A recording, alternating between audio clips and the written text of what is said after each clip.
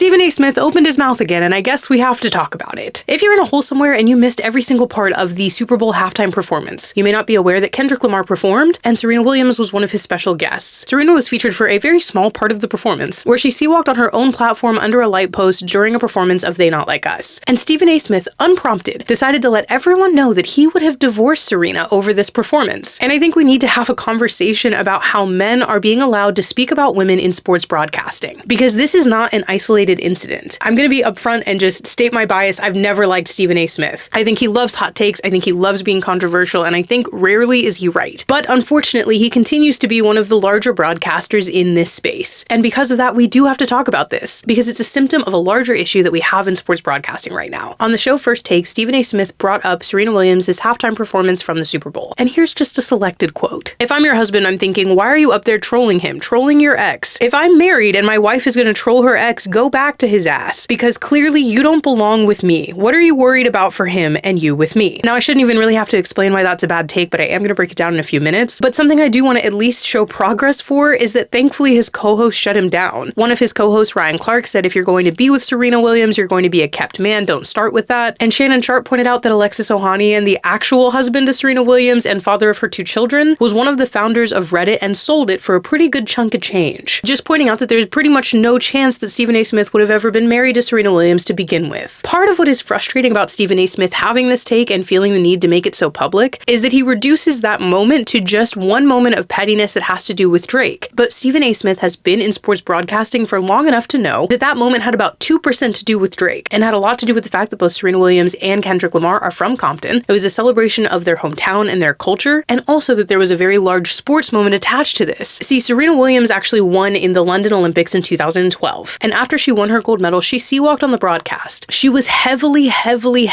criticized for doing this. And so now, all these years later in 2025, she's able to remake that performance on one of sports' biggest stages at the Super Bowl and show that staying true to yourself is more important than changing to fit a narrative, which is exactly what They Not Like Us is about. Kendrick Lamar's They Not Like Us lyrically criticizes the idea of being a poser, of changing who you are to fit what might sell best. So yes, it is a Drake diss track. And yes, Serena Williams and Drake did have a relationship. But Drake then went on to refuse to let that go, to invoke her name frequently, so much so that Kendrick, in an earlier diss track in this actual rap battle, told him you better not speak on Serena. For Stephen A. Smith to reduce this moment, which actually has so many layers and so many moments of history itself, to Serena being hung up on her ex, it's pretty mind-boggling. And very clearly, I'm not the only one who feels this way. Not only did his co-host say, dude, what are you doing? But I posted about this on Threads today, and I'm just gonna read some of the best responses. One of my faves, meanwhile, her actual husband is like, hell yeah, I'm a groupie, as one should be about their spouse. Which, yeah, Alexis Ohanian posted about it and was like, I love this. I love today. I love watching my wife be a star. Like a normal person who's married. Fantasizing about divorcing someone you've never even had one date with is weird. I agree. Stephen A. Smith seems very unhappy. He seems to have a problem with everyone. That's like complaining about a party that you were not invited to. Did we ask his opinion? No, sir. Serena wouldn't marry him anyhow. But he's never been married. I wonder why. This is one of the parts that I think is just so ridiculous about the whole situation. Stephen A. Smith himself has never been married. He was engaged once and said that it didn't work out. Who is Stephen A. Smith?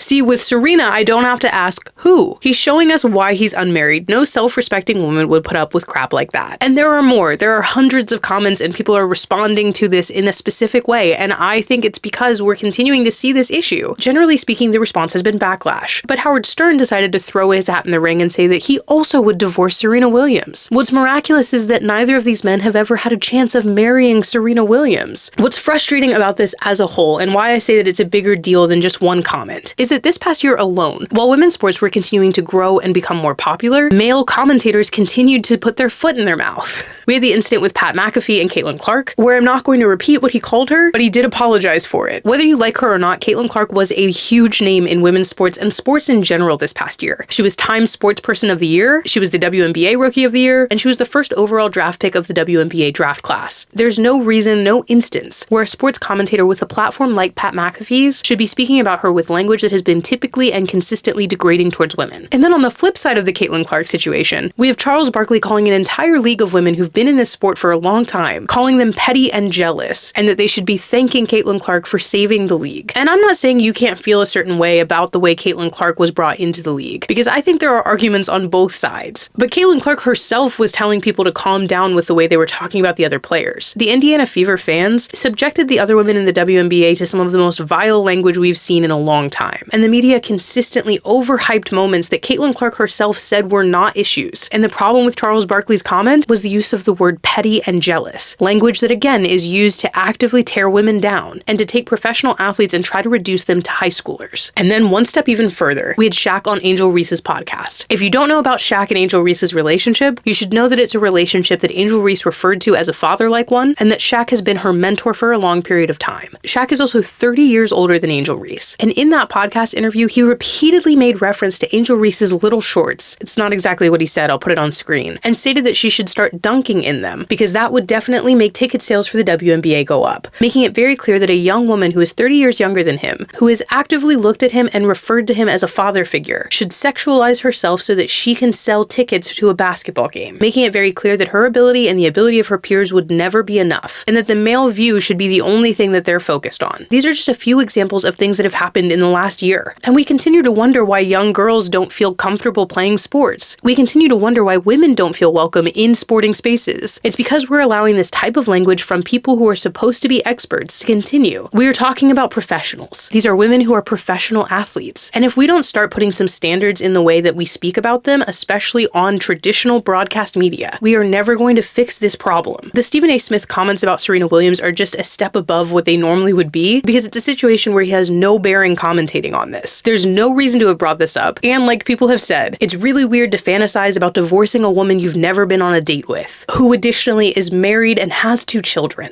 I think the only way that we are going to change this is if we start demanding that it change. If we start demanding that there are actual standards put into place for the way that people talk about women. And if you're going to have one of the biggest profiles in commentating on sports, you need to learn how to talk about women respectfully. But anyway, those are just my loud and upset opinions. I would love to know what you guys think about this situation, how you're feeling, and what you think we can do to solve this problem. How we can make it so that professional athletes are spoken about as professional athletes, regardless of their gender. Let me know in the comments, and I'll see you soon.